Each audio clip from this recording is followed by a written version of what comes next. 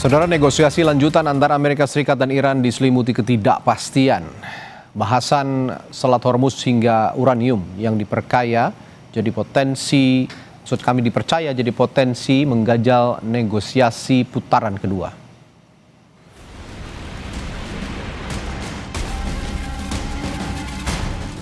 Putaran kedua negosiasi Amerika Serikat dan Iran terus dibayangi ketidakpastian.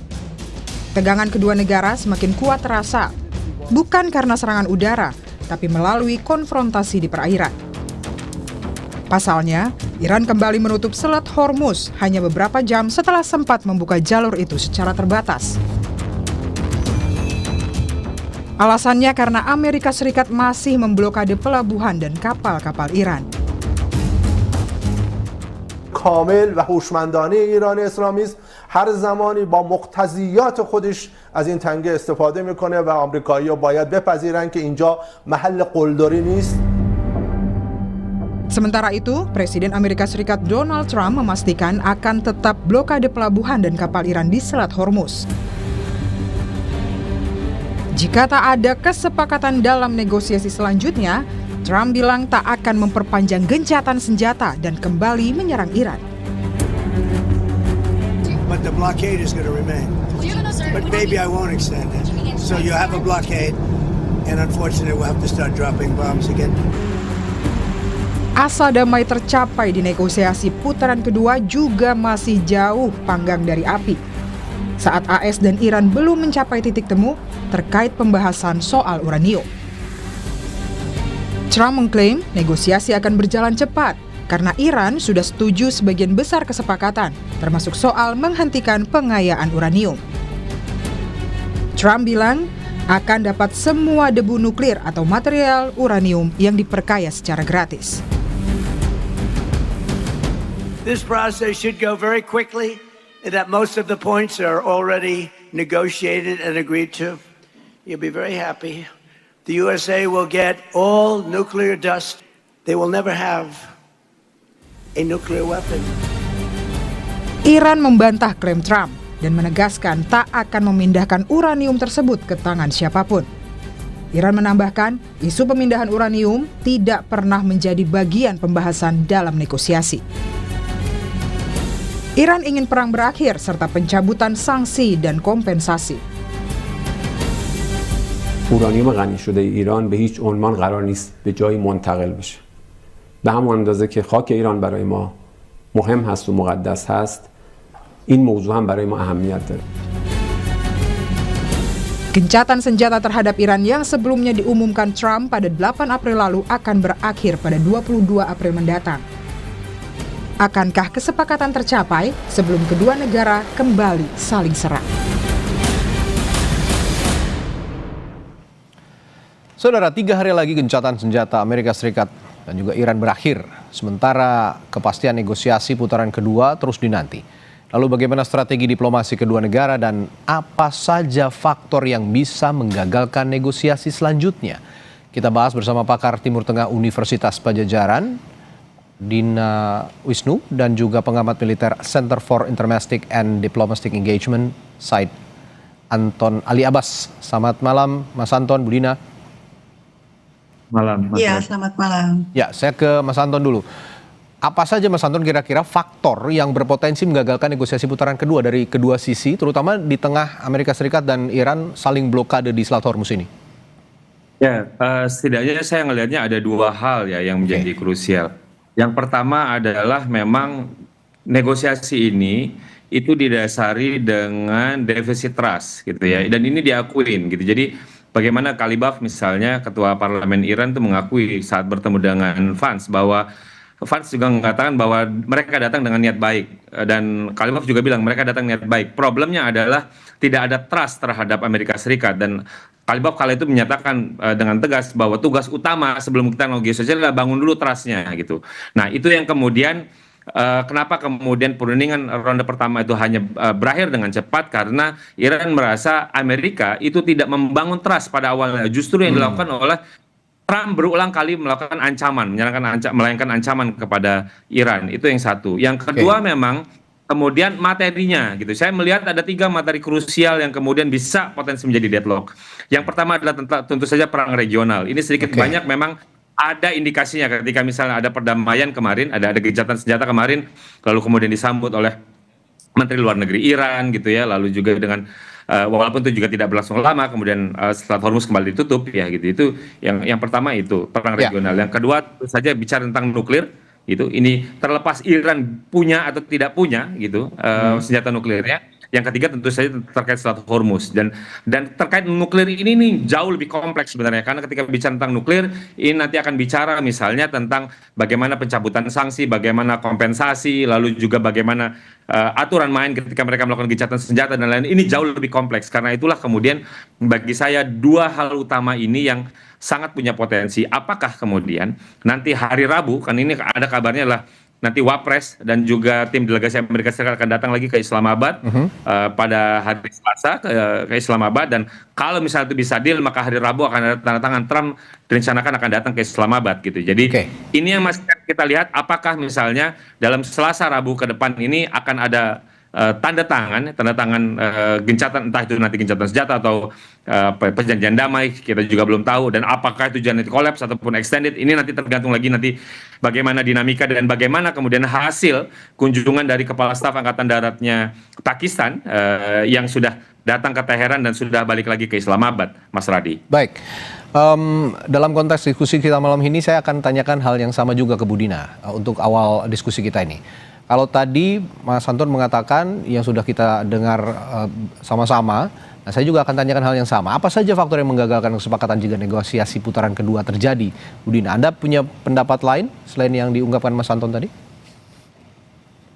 Iya, pada dasarnya sudah disebut tadi ya oleh Mas Anton bahwa ada perbedaan besar posisi antara Amerika Serikat yang diminta oleh Amerika Serikat dan yang dipegang teguh oleh Iran. Yang pertama tadi soal nuklir. Buat Iran pengayaan uranium itu bukan sekedar secara teknis memperkaya berapa persen, tapi ini adalah kedaulatan. Iran tidak mau diatur-atur oleh pihak lain, karena apa yang dilakukan terkait nuklir itu sudah sesuai dengan NPT, sudah sesuai dengan perjanjian di bawah PBB mengenai apa saja yang boleh dan tidak boleh dilakukan.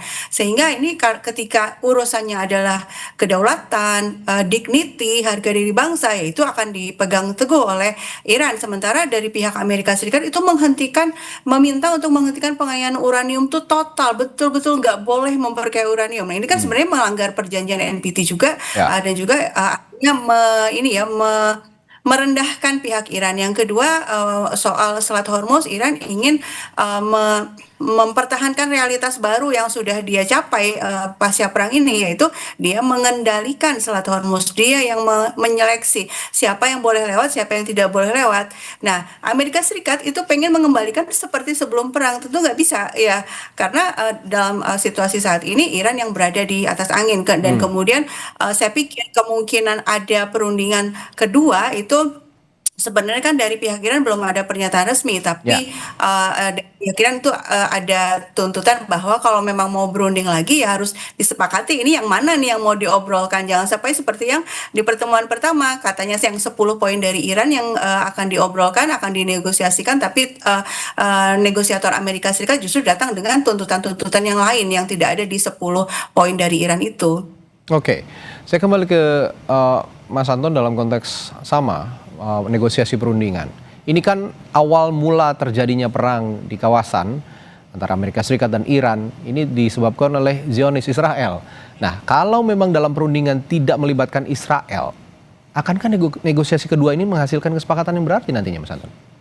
Nah, ini juga menarik, Mas Radi, karena ternyata misalnya ada perkembangan. Kalau misalnya laporan dari Komisi Eropa, itu 26 dari 27 negara yang tergabung di Uni Eropa itu secara parsial menghentikan sementara perjanjian perdagangan dengan Israel. Tentu saja ini sedikit banyak bisa jadi kemudian berdampak apakah Israel kemudian resisten untuk berdamai atau tidak berdamai, karena ternyata dia juga menerima dampak sampingan gitu. Itu kan menunjukkan bahwa ada posisi oposisi dalam hal ini yang dilakukan oleh Uni Eropa terhadap konflik ini. Nah, ini yang memang bagaimanapun juga dari awal kan Israel gitu, dari perundingan pertama itu sudah menunjukkan bahwa dia bisa memainkan peran sebagai spoiler dari upaya perdamaian, dan itu dilakukan bagaimana ketika misal ada pernyataan gencatan senjata yang langsung kemudian diikuti dengan serangan ke wilayah Lebanon. Jadi bagi saya ini memang tapi menarik juga misalnya jika memang Amerika Serikat ya dalam hal ini Presiden Trump kemarin ketika dalam perundingan dengan Lebanon itu memang benar untuk meminta Israel jangan gitu. Jadi apakah ini menunjukkan kontrol yang memang kuat atau memang setelah lobby pertemuan hari ini dengan Perdana Menteri Benjamin Netanyahu kemudian berubah lagi, kita juga belum tahu gitu ya. Jadi ini hari ini akan ada banyak dinamika, termasuk juga karena Israel juga secara aktif melobi pemerintah Amerika Serikat terkait ada rencana perundingan tahap kedua ini. Tapi memang lagi-lagi kita juga jangan membayangkan bahwa perundingan yang dilakukan antara Amerika Serikat yang difasilitasi oleh Pakistan dengan Iran itu adalah negosiasi secara langsung gitu. Jadi saya melihatnya bahwa ini adalah negosiasi tidak langsung. Itulah kenapa kemudian Kepala Staf Angkatan Darat Pakistan mendatangi Teheran untuk menyampaikan gitu ya, menyampaikan apa saja poin dari Amerika Serikat dan itu kemudian dinegosiasikan dan itu yang kemudian nanti dibawa dan dikonsultasikan kepada Amerika Serikat. Ini posisi yang memang negosiasi tidak langsung, ini memang sedikit banyak kita kemudian menebak-nebak apakah perundingan itu ada atau tidak ada gitu. Jadi ini yang kemudian kita menebak-nebak ini perundingan tahap kedua ini maksudnya apa, ronde kedua gitu. Apakah kemarin kunjungan kepala staf kemarin itu adalah model yang tadi negosiasi tidak langsung atau hanya sekedar kunjungan biasa atau apa. Nah ini memang ketika modelnya negosiasi tidak langsung ini memang kita menebak-nebak kapan kita disebut putaran 1, putaran 2, putaran dan selanjutnya. Itu Mas Radi. Ya sejauh ini Pakistan memang role-nya itu adalah sebagai perantara gitu ya, bukan sebagai mediator yang langsung menemukan kedua belah pihak, mempertemukan kedua belah pihak. Saya ke Bu Dina lagi. Bu Dina, Donald Trump, Presiden Amerika Serikat, ini kan berulang kali mengatakan deal or more bombs, katanya begitu. Nah, menurut Bu Dina, kalau kalimat-kalimat seperti ini terlontar, apakah ini strategi diplomasi maksimum pressure 2.0 seperti yang terjadi medio 2018-2020 atau ada pendekatan baru mengingat konteks perang langsung seperti yang terjadi Februari sampai Maret 2026 ini? Kalau kita lihat kan pernyataan Trump itu berubah-ubah ya, sehingga kita bisa pegang ini mana ini ya. Pertama dia menyatakan ini ya memblokade Selat Hormuz, lalu tiba-tiba saja mengatakan membuka, lalu kemudian ancaman lagi. Tapi yang benang merahnya yang selalu berulang ya polanya adalah ancaman plus ajakan untuk berunding. Nah. Ajakan untuk berunding ini menunjukkan bahwa memang Trump itu ingin berunding gitu ya, ingin agar ada kesepakatan yang bisa membuat dia mengakhiri perang dengan cara yang terhormat gitu ya, dia tidak kehilangan muka. Nah, masalahnya pihak Iran tidak mau dengan tekanan seperti ini, meskipun diancam ya tetap Iran itu bertahan dengan yang dia inginkan, yaitu yang tadi itu ya bahwa dia harus tetap dibolehkan untuk melakukan penganyaan uranium di bawah pengawasan PBB dan kemudian juga Selat Hormuz dia tetap ingin mengendalikan Selat Hormuz dan juga ingin perang itu berhenti total, bukan gencatan senjata. Kalau gencatan senjata kan masih ada resiko untuk diserang lagi. Yang diinginkan Iran itu penghentian total. Nah, tadi juga terkait dengan Israel, Iran itu tidak mengakui Israel sebagai negara gitu ya, sehingga memang tidak mungkin ada perundingan langsung antara Iran dengan Israel. Tapi Israel itu di tanda kutip ditembak Iran dengan cara ini dia memasukkan syarat soal Libanon gitu ya. Iran meminta agar serangan dihentikan di seluruh kawasan termasuk Libanon karena buat Iran sebenarnya tujuan perjuangannya selama ini ya dia melakukan perlawanan terhadap Amerika meskipun disanksi, diembargo itu kan sebenarnya dalam rangka untuk membantu Palestina. Dia masih terus bertahan untuk memberikan bantuan senjata. Nah, dengan cara meminta agar Amerika Serikat menekan Israel tidak lagi menyerang Libanon itu cara yang dilakukan Iran secara tidak langsung ya untuk melawan Israel. Tapi kita lihat bagaimana Trump sudah pakai huruf besar gitu ya, prohibited gitu ya, melarang Israel untuk menyerang Libanon, tapi kan dilanggar lagi. Sebenarnya itu kan Trump itu nggak berdaya ya di hadapan Netanyahu. Ya, ini inkonsistensi Donald Trump yang polanya sudah dibaca oleh Mbak Dina ya, Bu Dina ya, ada ancaman lalu ajakan perundingan, ancaman dan ajakan perundingan ini berulang dan kita tidak tahu apakah nanti ujungnya ini di perundingan kedua akan juga menghasilkan sesuatu atau tidak. Tapi saya ke Mas Anton begini, kalau kata Bu Nina, ya betul bahwa Iran tidak mengakui Israel sebagai sebuah negara. Tapi di sisi lain Lebanon sendiri tidak langsung berkonflik dengan Israel. Yang berkonflik dengan Israel itu adalah Hizbullah. Ini adalah kelompok komunitas dan juga simpatisan politik begitu ya di Lebanon yang memang populasinya cukup besar, sekitar 20% di Lebanon. Nah, tapi yang ingin saya tanyakan, Iran ini kan bersekutu dengan Hizbullah yang bukan negara begitu, dan Houthi juga. Nah, apakah ini juga akan jadi ganjalan di perundingan kedua atau tidak? Saya akan tanyakan hal itu, tapi jangan dijawab dulu, Mas Anton. Nanti akan saya tanyakan setelah jeda di Sapa Indonesia Malam. Teh pucuk Flash Sugar Dari 100% pucuk teh pilihan.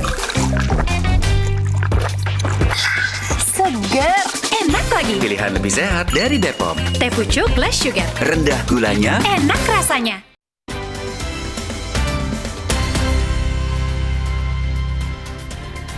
Saudara Presiden Iran Masoud Pezeshkian menekankan bahwa Iran tidak berniat untuk memperluas perang melawan Amerika Serikat dan Israel jelang berakhirnya gencatan senjata selama 2 minggu. Pernyataan ini disampaikan dalam sebuah wawancara televisi di Teheran pada Minggu. ما دنبال گسترش جنگ نیستیم، اصلا ما دنبال جنگ نیستیم، ما آغازگر جنگ نبودیم، ما به جایی حمله نکردیم، الان هم قصد این که به کسی حمله کنیم نداریم، حقوقمون رو میخوام.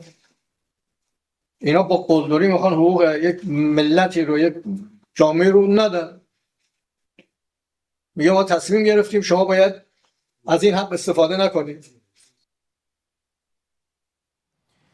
Ya, kita lanjutkan lagi perbincangan bersama Ibu Dina Sulaiman dan juga Mas Anton Ali Abbas. Tadi saya sebelum jeda bertanya ke Mas Anton soal posisi Hizbullah dan Houthi. Apakah ini akan juga jadi ganjalan perundingan kedua antara Iran dan Amerika Serikat, mengingat Hizbullah dan Houthi ini bukan sebuah negara, melainkan komunitas ataupun aliran politik tertentu begitu, Mas Anton?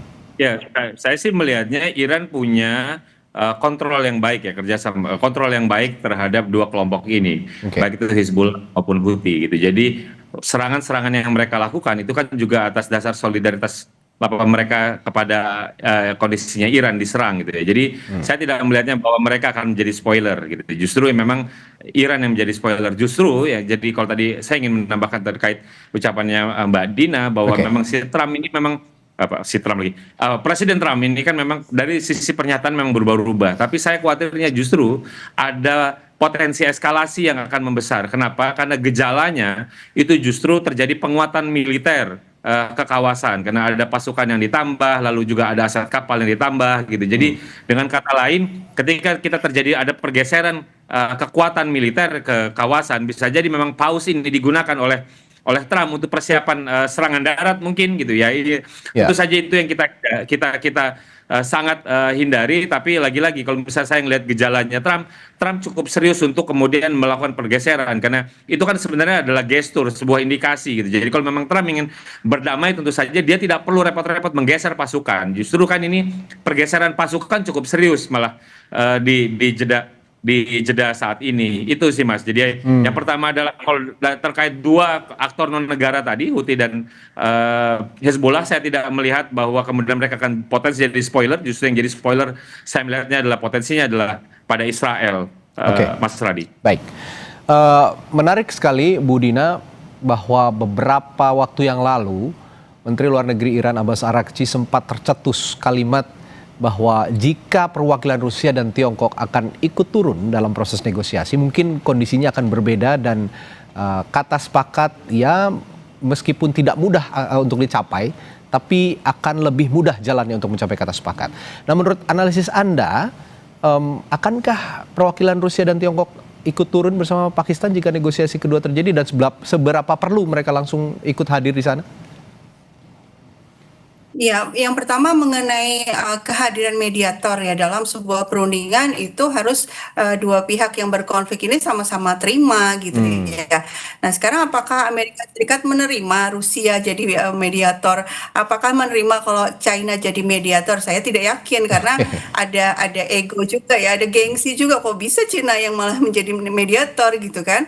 Yang kedua, saya pikir situasi yang saat ini terjadi itu buat Cina sebenarnya tidak gawat-gawat amat ya. Artinya buat Cina suplai minyak dan gasnya masih tetap lancar karena hubungan baiknya dengan Iran, dan juga selain kalau tidak bisa Selat Hormuz juga masih bisa lewat jalan darat. Jadi produk-produk antar negara dari China ke Iran, ke China itu masih bisa lewat, sehingga China ini sikapnya lebih konservatif ya. Dia cukup duduk tenang melihat bagaimana Trump kerepotan dengan situasi yang ada sekarang. Saya ingin menambahkan sedikit soal Ansarullah dan atau yang sering disebut Houthi dan Hizbullah ini. Kalau kita lihat pada tanggal 28 Februari itu, Trump itu kan menyatakan alasan perangnya itu macam-macam ya. Ada soal nuklir lah, ini. Tapi juga dia menyebutkan bahwa Iran ini mendukung terorisme, tanda kutip. Yang dimaksud terorisme adalah Hizbullah dan Ansarullah ini ya. Kenapa kok disebut teroris? Karena mereka menyerang Israel. Jadi buat Amerika yang menyerang Israel itu dianggap sebagai teroris. Artinya ini sebenarnya faktor penting juga ya mengapa Amerika Serikat dan Israel itu menyerang Iran ya, karena Iran memang betul ya memberikan baik itu bantuan senjata secara langsung atau kalau untuk Ansarullah Yaman itu memberikan bantuan teknologi sehingga mereka bisa membuat rudal-rudalnya sendiri, dan juga bantuan kepada pejuang-pejuang di Palestina. Ini yang membuat Israel tuh betul-betul ingin agar pemerintahan Iran ini ditumbangkan, digulingkan, dan bisa muncul pemerintahan baru yang tidak lagi melakukan perlawanan ya terhadap Israel.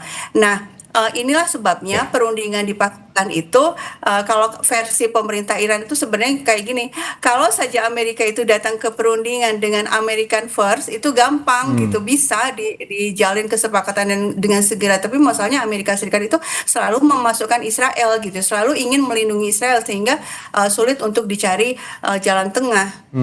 Oke, kalau begitu begini, terakhir untuk masing-masing narasumber saya ke Mas Anton dalam konteks moderate and sacrifice. Terakhir, seperti jalan tengah perang kedua negara ini yang perlu ditempuh apa saja dan apa juga yang perlu dikorbankan satu sama lain, Mas Anton? Saya pikir ketika kita bicara tentang Hormuz ya, tadi ada 3 hal itu. Saya pikir itu memang Hormuz yang mau tidak mau itu kemudian bisa menjadi titik temu.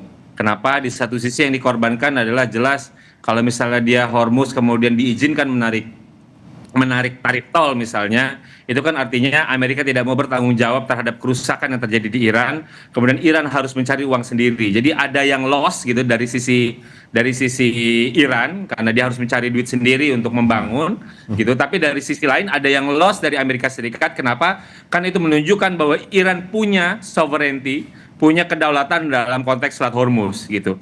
Saya melihatnya dari cerita tentang apakah misalnya perang regional bisa dihentikan, ini juga berat. Lalu juga misalnya nuklir, ini juga tarik ulurnya berat karena ada banyak faktor-faktor lainnya yang ikut mengikuti. Yang ketiga adalah Selat Hormuz. Karena kenapa saya bilang Selat Hormuz lagi-lagi? Karena memang pemimpin tertinggi Iran, Pak Mujtaba, itu dari 10 tuntutan kan cuma 1 yang pernah dia sebut adalah terkait manajemen baru Selat Hormuz. Jadi kalau memang misalnya kita mau cari titik komprominya, saya pikir titik temunya adalah di Selat Hormuz karena ada banyak kepentingan yang ketemu di sana, baik itu yang terlibat langsung dalam konflik maupun juga yang tidak terlibat langsung tapi punya dampak, yang terdampak akibat konflik ini. Oke, baik. Kalau memang Selat Hormuz itu jalan tengah, apakah Budina setuju dan apa yang perlu dikorbankan dari Selat Hormuz antara Amerika Serikat dan Iran kira-kira, Budina?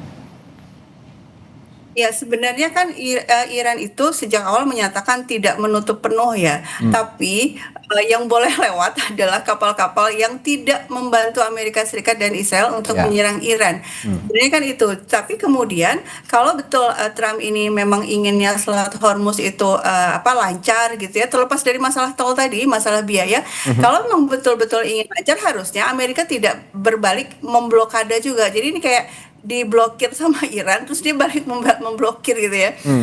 Justru malah situasi yang ditimbulkan setelah Trump itu memberikan mengancam memblokir Selat Hormuz, itu justru malah situasi tambah buruk gitu ya. Kalau betul yang diinginkan oleh Trump adalah kestabilan harga minyak tidak terus-menerus naik seperti ini dan lalu lintas lancar, ya sudah, jangan memblokir apa yang sudah aturan baru yang sudah dilakukan oleh Iran. Saya pikir seperti itu. Dan tadi kan pertanyaannya nanti gimana nih, seperti apa jalan tengahnya? Saya pikir yang paling penting adalah tadi sudah disebut juga sama Mas Anton, yang paling penting itu trust ya, kepercayaan. Lah kalau pihak Iran terus-menerus istilahnya dikadalin ya, kan ini udah 2 kali nih perundingan, sedang berunding malah dibom. Dengan cara apa Iran bisa percaya kepada Amerika Serikat ya? Artinya Amerika yang perlu, saya pikir, mengoreksi perilakunya dan datang memperlakukan Iran sebagai partner negosiasi yang setara. Amerika Serikat yang perlu mengoreksi perilakunya, dan juga Israel yang sering juga menjadi pemecah trust antara Amerika Serikat dan Iran. Ini yang sering kali memecah negosiasi antara kedua negara. Mudah-mudahan Amerika Serikat bisa meyakinkan Israel juga untuk tidak berlaku yang aneh-aneh lagi selama perundingan yang kedua ini, termasuk menyerang Lebanon kemarin ya. Baik, terima kasih Ibu Dina Wisnu dari Unpad dan juga Mas Anton Aliabas dari Site telah berbagi perspektifnya malam hari ini di Sapa Indonesia Malam. Selamat malam, terima kasih, sampai jumpa lain waktu Ibu dan Bapak. Saudara, hari ketiga gencatan senjata warga Lebanon yang mengungsi akibat serangan mulai kembali